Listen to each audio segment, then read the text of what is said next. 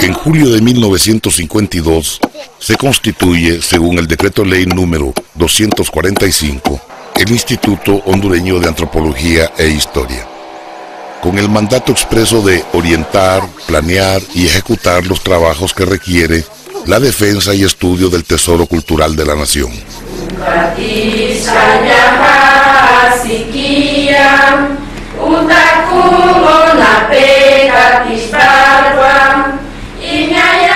Toda la riqueza antropológica, arqueológica, histórica y artística de Honduras forma parte del patrimonio cultural de la nación y es responsabilidad de la Secretaría de Cultura, Artes y Deportes y del Instituto Hondureño de Antropología e Historia velar por su conservación y protección.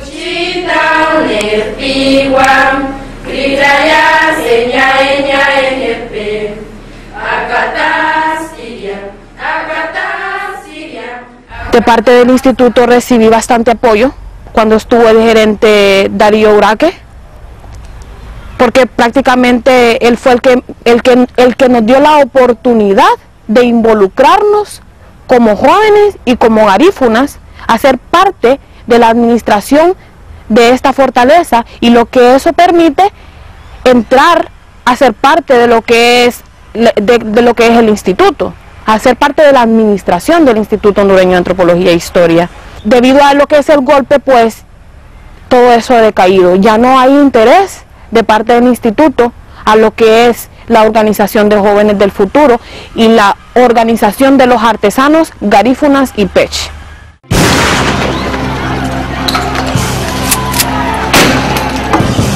Golpe de Estado, patrimonio cultural e identidad nacional.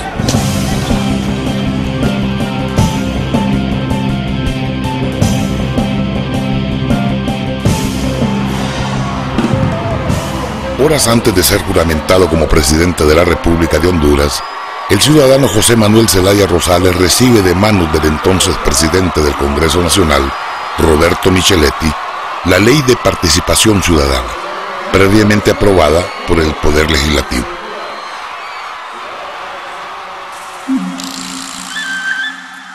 El espíritu de esta ley ratifica, en legal y debida forma, la potestad que la Constitución de la República le otorga a todas y todos los hondureños a ser actores, protagonistas, constructores de su destino.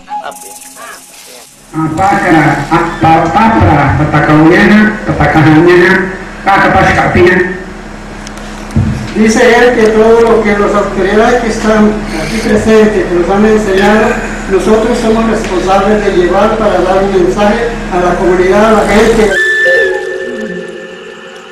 Para implementar esta política del Ejecutivo, la Secretaría de Cultura, Artes y Deportes y el Instituto Hondureño de Antropología e Historia orientan sus limitados presupuestos a socializar las implicaciones que esta ley representa en materia de conservación y protección del patrimonio cultural.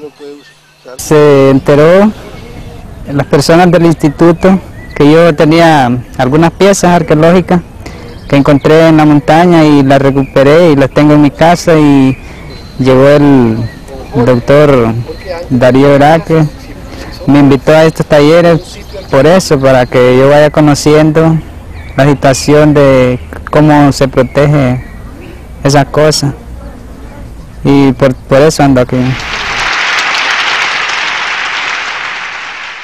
Durante el gobierno del presidente Zelaya se planteó la necesidad de fortalecer el patrimonio cultural en el marco de la estrategia para la reducción de la pobreza.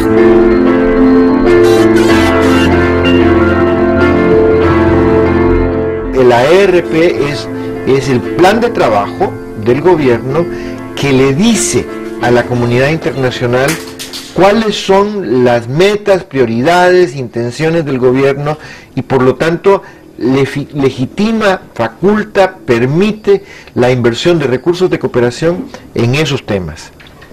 Y nosotros habíamos tenido la ventaja de que por primera vez habíamos conseguido que el tema del sector cultural y del desarrollo cultural, y especialmente el tema del desarrollo cultural con los indígenas y los grupos étnicos diversos del país, entraran dentro del programa de la Estrategia para la Reducción de la Pobreza. Y con esa plataforma y marco, convencimos a una serie de cooperantes internacionales muy importantes. La ESI y los españoles, aquí jugó un papel primordial don José Dayo de la ESI, pero también los suecos, o sea, los más lúcidos de los cooperantes internacionales, vieron esta ventana de oportunidad y decidieron respaldarnos con un proyecto formulado, ¿no?, de cultura para el desarrollo.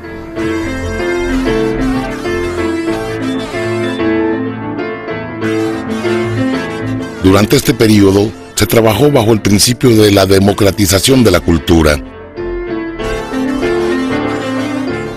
Este libro cada quien va a llevar en su casa. Yo recomendaría que estudien. No solo aquí vemos lo del patrimonio, sino que esto es a nivel nacional, que todo mundo sabe el conocimiento y la importancia que tiene lo que es el patrimonio cultural y de dónde depende eso, ¿verdad? Todo. Y también así es algo que nos quiere decir a todos de que aprendamos a valorar y a querer.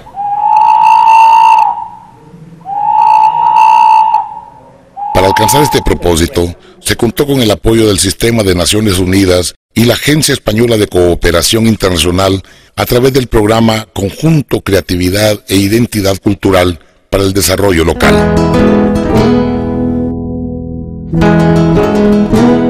España ha tenido una colaboración muy estrecha con la Secretaría de Estado de Cultura, con el Ministerio de Cultura, como decimos nosotros, y en particular con el Instituto de Antropología. Ha habido una colaboración directa entre personas y entre instituciones, concretamente con el Centro Cultural Español. ¿Por qué nos interesaba mucho este ministerio y este instituto? Porque suponía lo que es la cultura profunda, la cultura de una Honduras, no solamente Honduras, que nos pareció un país con un riquísimo legado cultural, con una riquísima producción literaria y artística, pero muy embrutecido por las influencias culturales mal llevadas de otras áreas y de otros países. Nosotros nos ha interesado siempre difundir la cultura hondureña y al mismo tiempo hacer las aportaciones precisas de la cultura española. Y en este sentido, el Ministerio de Cultura, en último término con el ministro Pastor Fesquel, y el Instituto de Antropología dirigido por el profesor Darío Uraque, han sido un marco de intercambio perfecto. Ejemplo emblemático de cooperación internacional y participación ciudadana es el sitio arqueológico Yarumela, ubicado a escasos kilómetros de Comayagua, antigua capital de Honduras y declarada Monumento Nacional en 1972 por su distinguida arquitectura colonial. Con las nuevas autoridades que hay todavía no puedo decir nada, porque están comenzando. Pero la expectativa que me da es que solo piensan en Copán Ruina. Eso es lo más duro que siento. Ellos no miran otro parque arqueológico, solo Copán Ruina. Y yo he estado viendo por televisión la cuestión y eso me da duro. Créanlo que me siento mal, porque no solo Copán Ruina. Es en Honduras, tenemos también muchos sitios. Yarumela es uno de los más antiguos.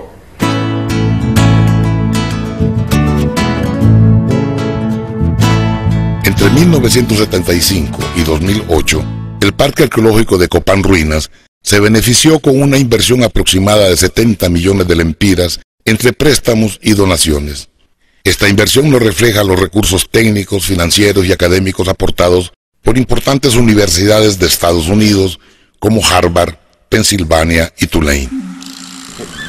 Yo recluté a Darío para el Instituto de Antropología, en parte por esta posición que él ha tenido crítica con respecto a esta distorsión de la percepción del país y de su identidad nacional, sistemáticamente distorsionada por la importancia que se le da únicamente a este fenómeno que yo considero extraordinario. Yo amo Copán, amo la arqueología maya, amo el fenómeno de la civilización y de la cultura maya, pero hablar solo de eso y concentrar todos los recursos de la institucionalidad cultural del país en lo maya y en lo copaneco me parece perfectamente absurdo, porque es darle la espalda a una gran diversidad de otros fenómenos culturales que son en su suma más importantes para entender los orígenes de la cultura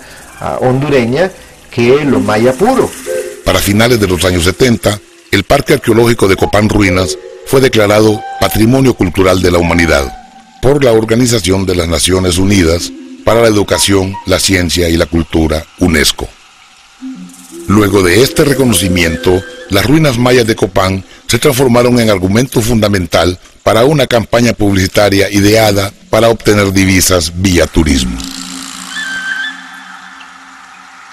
Yo recuerdo, por ejemplo, a un George Hasselman, que era un fanático de la arqueología, era un arqueólogo que trabajaba para el instituto y que hacía arqueología en Olancho y hacía arqueología en Islas de la Bahía y era un amante de los objetos arqueológicos, ¿verdad?, que lograba rescatar de esas otras culturas, apoyando decididamente a la Rosemary Joyce y a John Henderson, ayudándonos con el tema de la cultura en el Valle de Sula y en el Valle de Comayagua y concretamente en el Parque Arqueológico de los Naranjos. O sea que había todo un entusiasmo de un círculo de profesionales muy amplio.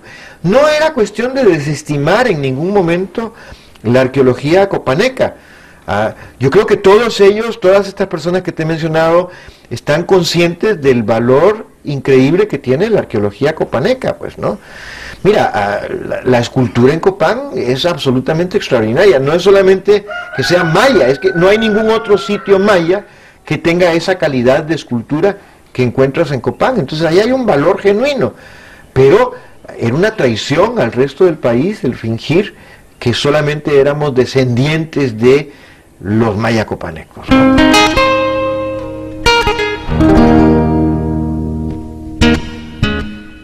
Voy a preguntarle también a la ministra de Cultura, porque mañana estará la gente de National Geographic aquí. Me di cuenta, ¿es cierto, ministra? ¿Van a estar aquí? Realmente, y van a estar aquí, sí, efectivamente, a razón pues de que tenemos que agradecerle a un hombre valioso hondureño, y es el arqueólogo Ricardo Agurcia, que tiene 31 años de estarle dedicando lo que es la investigación y el descubrimiento y la conservación de todas estas riqueza arqueológica que tiene este gran parque, que es parte pues del patrimonio de la humanidad. Ricardo Agurcia ahorita está también pues al frente de lo que es el Instituto Hondureño de Arqueología e Historia. El Consejo Directivo, prácticamente estamos 3 personas aquí del Consejo Directivo y estamos con el compromiso y el reto de fortalecer y estar pendiente de la salvaguardia de lo que es todo este parque arqueológico. ¿Qué hará la gente de National Geographic? Una semana que van a estar aquí. Precisamente por el último descubrimiento que dio a conocer a la luz pública, pues tanto nacional e internacional, y salió en la revista arqueológica, con ese descubrimiento maravilloso. Se llama el templo Oropéndula. Es el Oropéndula, es un templo realmente que esto nos da muchos más años de tareas de investigación que va a tener realmente Ricardo Agurcia, y que agradecemos que nos está dando todo su respaldo y experiencia pues precisamente en ese instituto. ¿Y cuánto hace falta por descubrir aquí, verdad? Con unos 100 millones de dólares, imagina usted que no haríamos aquí.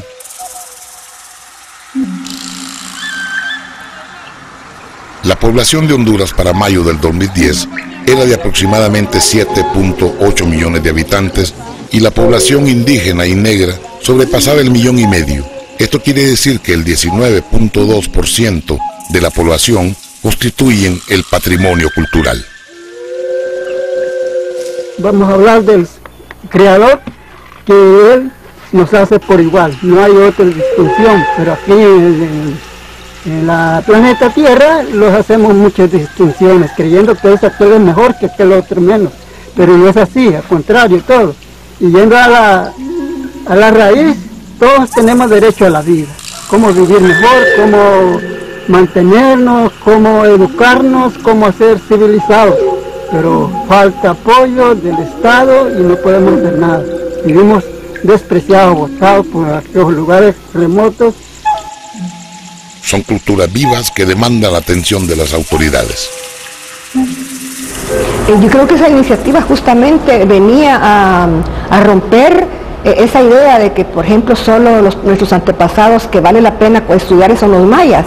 Yo creo que esa es una visión un tanto errada, porque hay tanta importancia en pueblos de otras etnias, los lencas, aquí Curusté y en otras partes de Honduras. Entonces yo creo que eso fue también un motivo de reflexión, de hacernos pensar que lo hondureño no está solo vinculado con lo maya, tanto del pasado como del presente. Yo estuve en Curusté y pude apreciar, por ejemplo, la Venus de Curusté, llamada así por el doctor Repastor.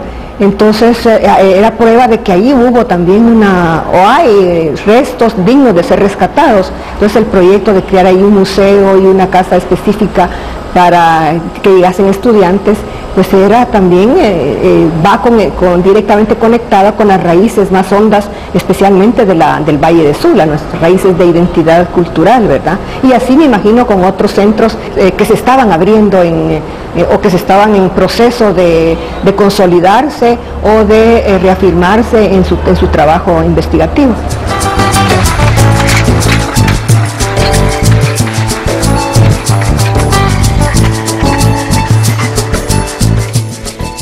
Para salvaguardar la memoria histórica y cultural de la nación, el Instituto Hondureño de Antropología e Historia, con el respaldo de la Secretaría de Cultura, Artes y Deportes y el financiamiento de la comunidad internacional, establecen en este edificio conocido como la antigua Casa Presidencial, ubicado en el centro histórico de Tegucigalpa, y bajo la coordinación de la Unidad de Historia, el Centro Documental de Investigaciones Históricas de Honduras. En estas instalaciones se encuentra el Archivo Nacional de Honduras, el archivo del Instituto Hondureño de Antropología e Historia, que posteriormente se convierte en archivo etnohistórico, y la biblioteca del Instituto, única en Honduras, especializada en antropología, historia, etnohistoria, arqueología y poseedora de documentos de las diversas gestiones e investigaciones referentes al patrimonio cultural.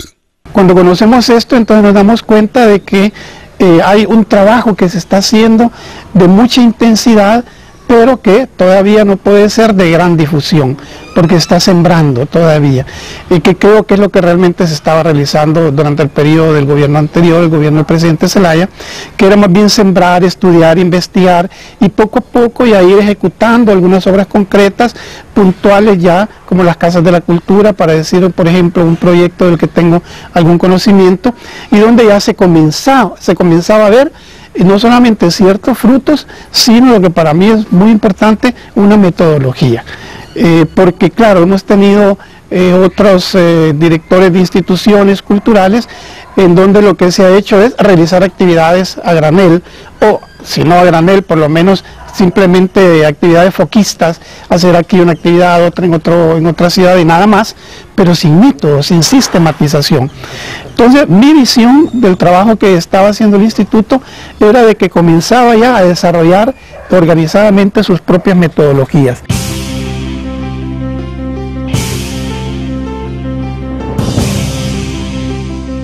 En el 2008, el Centro Documental de Investigaciones Históricas de Honduras realizó el primer encuentro nacional de historiadores locales y regionales. Desde entonces, historiadores de diferentes comunidades y pueblos se han acercado a estas instalaciones para consultar o para compartir información relacionada con sus investigaciones.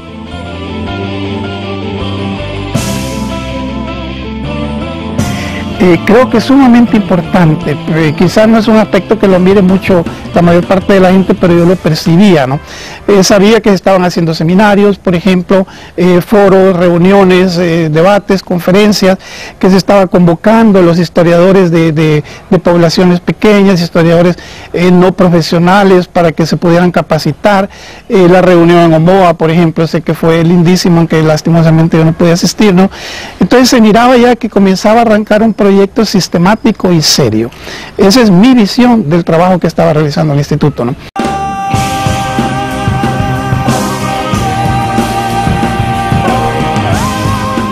En poco más de un año de existencia, el centro ha certificado a 176 investigadores en 14 de los 18 departamentos del país. Es de hacer notar que la gran mayoría de ellos ha publicado sus investigaciones con recursos propios.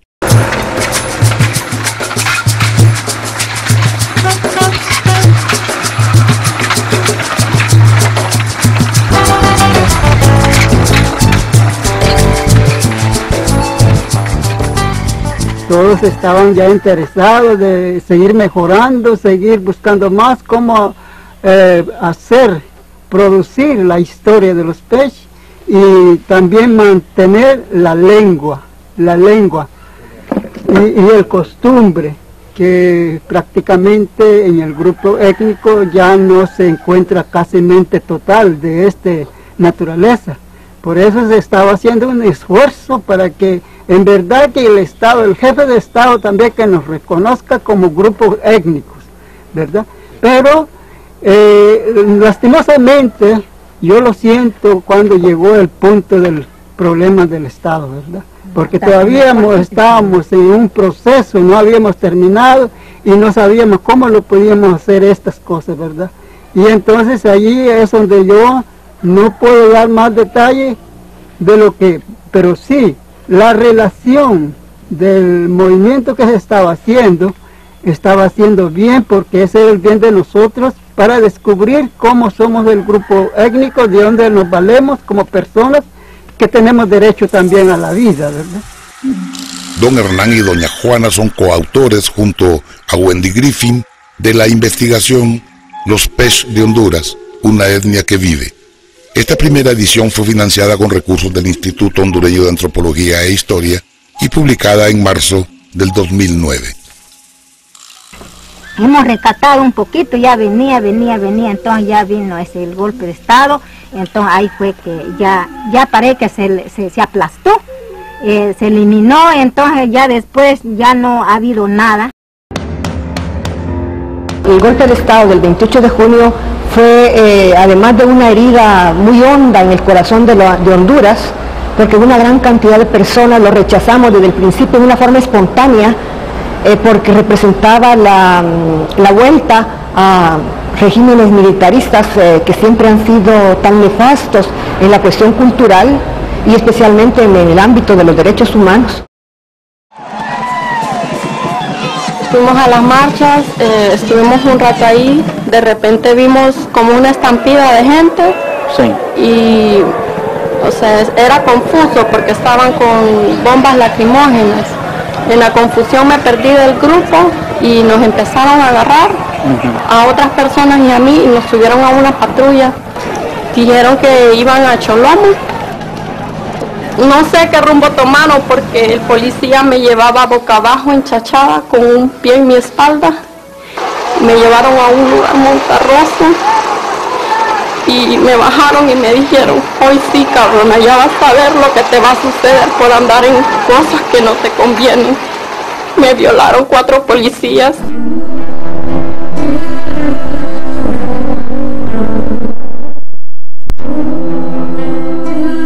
Sentir la violación de las mujeres que se manifestaban en la resistencia como un agravio fue, yo creo que un elemento central de la construcción de nuestro enojo, que no va a ser satisfecho por una mediatización. Nadie nos va a engañar. Sabemos que tenemos que sacar este asunto adelante, que tenemos que cambiar esta situación, que no pueden permanecer impunes las violaciones a los derechos humanos y que no podemos colaborar con la gente que pretende ignorar o encubrir o blanquear la situación de los derechos humanos en Honduras. Esta gente ha cometido crímenes de lesa humanidad y tiene que ser responsabilizada de esos crímenes.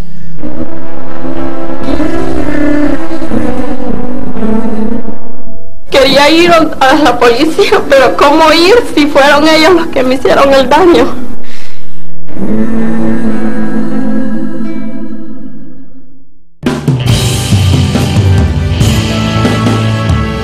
En 1954, el gobierno de Honduras acordó construir el Museo y Archivo Morazánico, dedicado a la memoria del ilustre general don Francisco Morazán, reconocido luchador por la integración centroamericana, nacido en Honduras en 1792 y fusilado el 15 de septiembre de 1842 en San José, Costa Rica.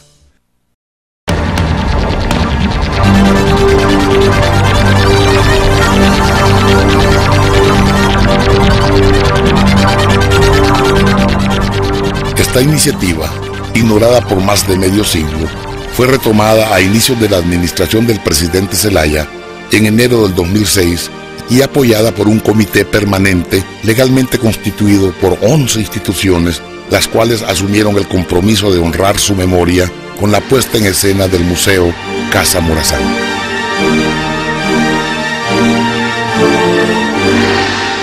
Su inauguración estaba prevista para el 3 de octubre del 2009, fecha en que se conmemora el natalicio del general Morazán.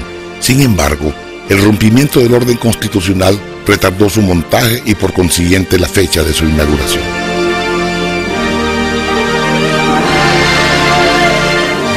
No obstante, el 10 de enero del 2010, el Museo Casa Morazán fue inaugurado en ceremonia privada, puesto que aún no estaba concluida la obra.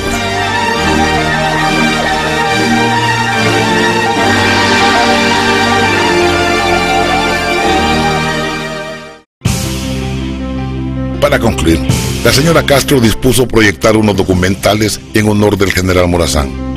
Juzgue usted.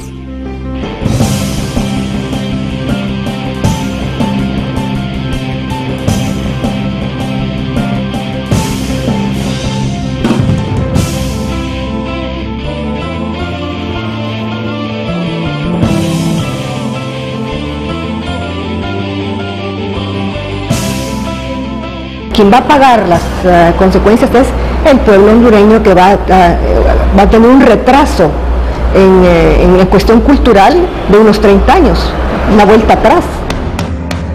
Para Mirna Castro, conservar y proteger el patrimonio cultural no era de su interés. ¡Pasen, señores! ¡Pasen, señores! 2 por 1, adelante, adelante.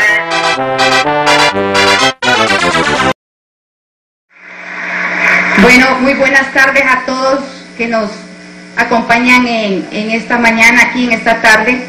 Aprovechando la presencia de los diferentes sectores, quiero hacer una denuncia y quiero que ustedes mismos aquí me contesten sobre la prórroga de lo que es la parte del plan de alternativa de los países bolivarianos en ALBA, donde hay un programa cultural donde nuestras casas de la cultura iban a convertirse en casas del ALBA, donde las bibliotecas iban a difundir lo que es una literatura que es revolucionaria, progresista, y ese era un acuerdo que también tiene un fondo común, donde la parte doctrinaria la iban a trabajar en los diferentes sectores.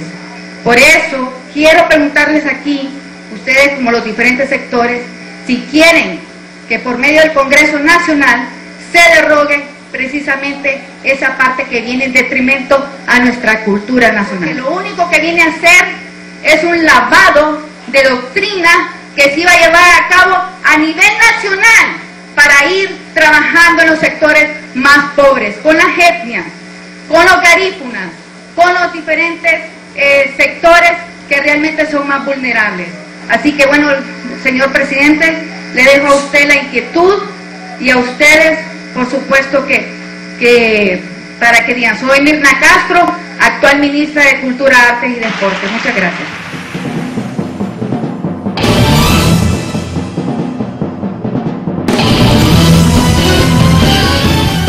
con absoluto desprecio hacia el patrimonio cultural, esta señora autorizó a los militares en reserva que utilizaran estas instalaciones para organizarse ante una inminente invasión supuestamente dirigida por Hugo Chávez.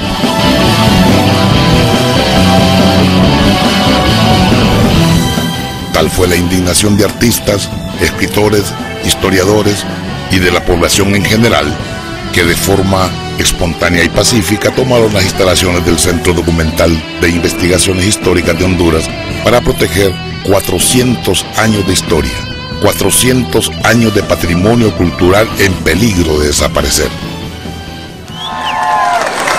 Esta marcha ha sido conducida por este lugar para respaldar la acción valiente de los artistas que han decidido tomar esta Casa de la Cultura en protesta contra el régimen militar golpista.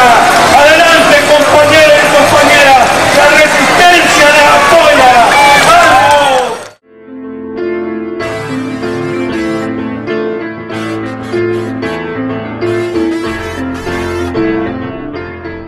La intolerancia e incultura del gobierno de facto cercenó la agenda cultural que llevaba a buen recaudo la Secretaría de Cultura, Artes y Deportes y el Instituto Hondureño de Antropología e Historia.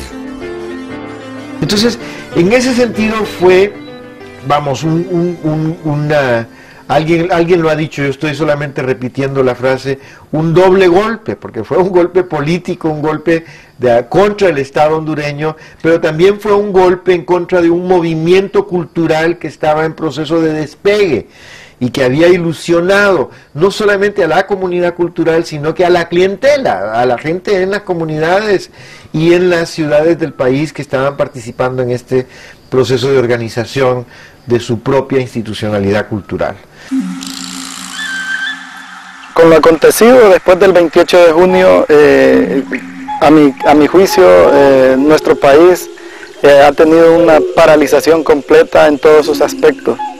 En primer lugar, nosotros teníamos proyectado ya algunos proyectos para desarrollar en el Parque Arqueológico Cuevas de Talgua, y de todos los recursos que nosotros teníamos listos para ejecutar, después del golpe de Estado fueron suspendidos todos, de manera que todas las obras que íbamos a realizar pues se paralizaron. Eso significa que ya no hay mejoras en el parque, y si no hay mejoras, pues lógicamente la gente, los visitantes que repiten a las cuevas, pues se quejan de que la situación es la misma.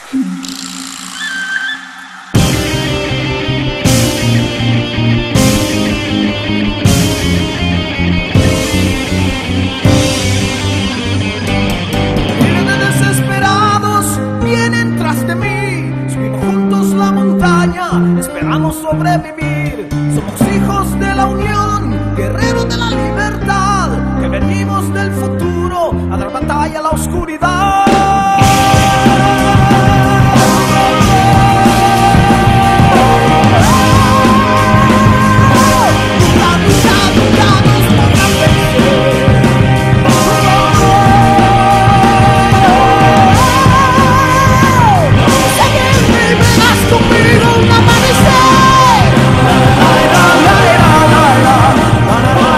Con la desintegración del Estado de Honduras,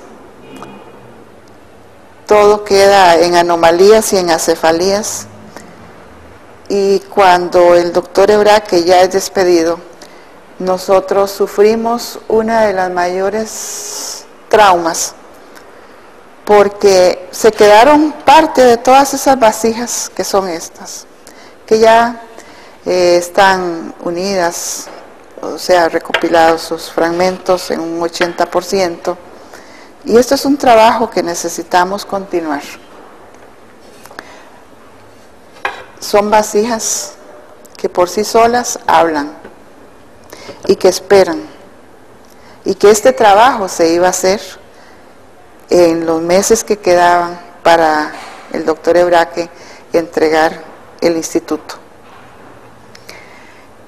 Es así como el pueblo de Olancho se queda hasta nuevo momento para conocer su historia para conocer su identidad y para conocerse a sí mismo.